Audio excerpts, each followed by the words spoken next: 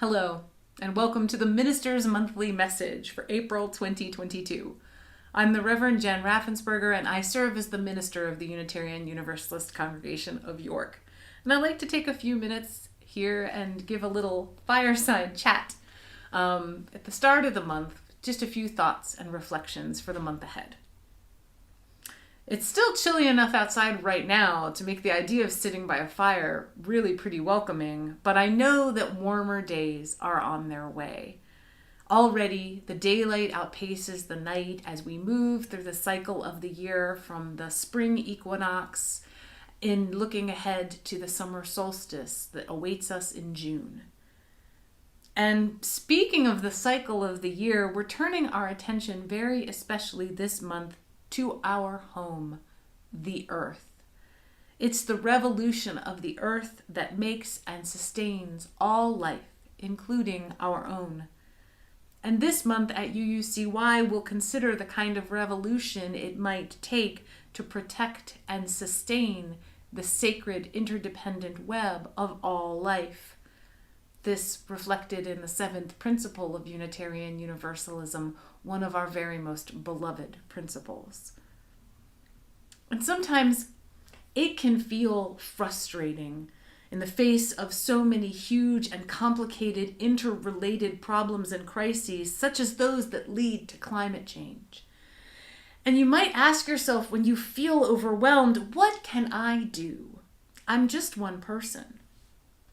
Well, in the words of a wise friend and mentor, may I invite us to consider, maybe the best thing to do when we feel like that is to stop being one person.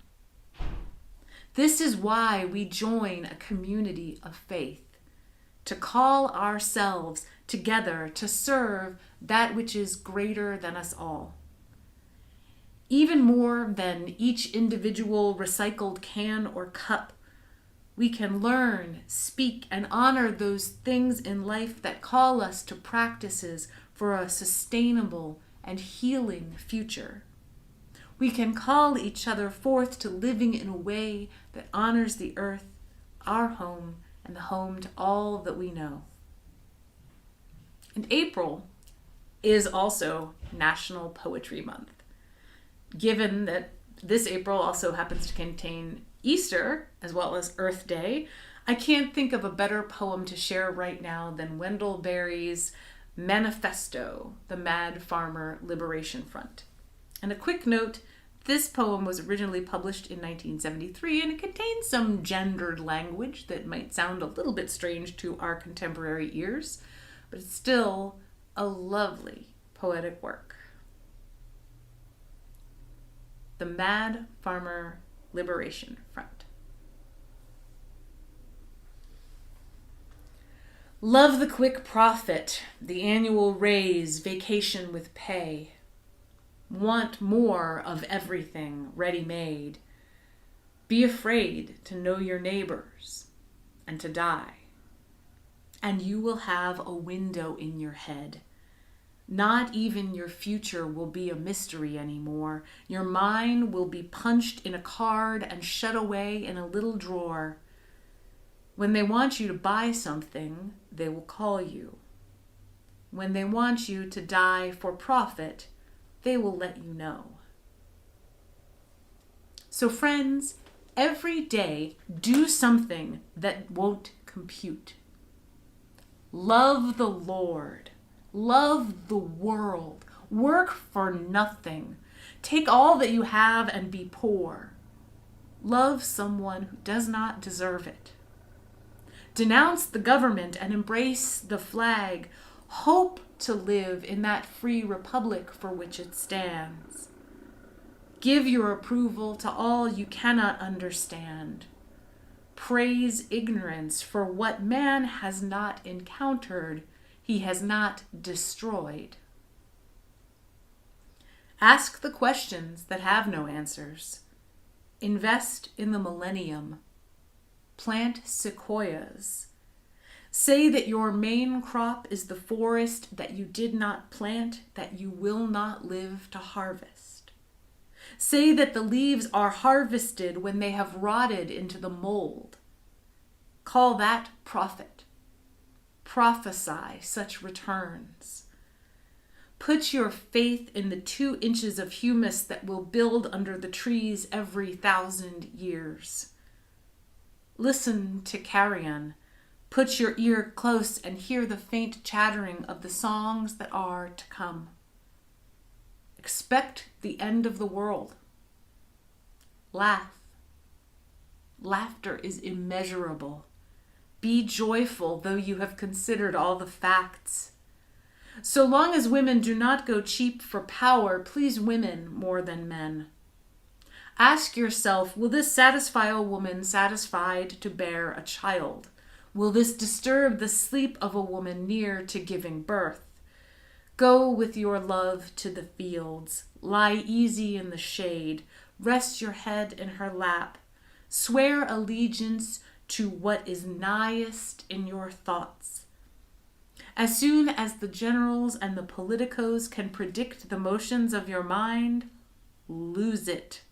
Leave it as a sign to mark the false trail, the way you didn't go. Be like the fox who makes more tracks than necessary, some in the wrong direction. Practice resurrection. Practice resurrection. Prepare for what is to come, especially that which you will not live to see. Be joyful, though you've considered all the facts. So may it be. And this month, we have so much going on that we have created a special webpage to tell you all about it. If you go to UUCY.org/Earth Day, all one word, all lowercase, you'll see our Green Action Team's speaker series, which starts tonight, the night that this drops, April 7th.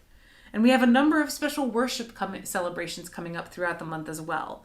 We welcome new members this Sunday, April 10th. And then we celebrate Easter on Sunday the 17th and a special Earth Day worship on Sunday the 24th. We're also moving to 1 service per Sunday with a larger number of people beginning on Easter Sunday. Keep an eye on your weekly emails to get the details. We'll still be doing a sign-up process for now, especially for these multi-generational larger worship services on Easter and Earth Day. We're going to have an Easter egg hunt after service on the 17th, and we're going to have another special activity, more details to come, after the Earth Day service on the 24th.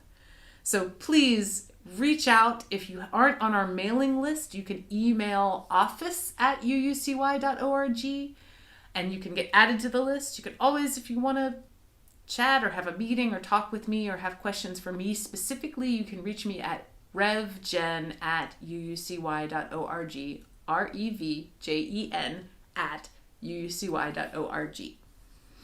Thank you so much for keeping up with all of our many communications. And as aforementioned, reach out if you have questions. And keep laughing. Laughter is immeasurable.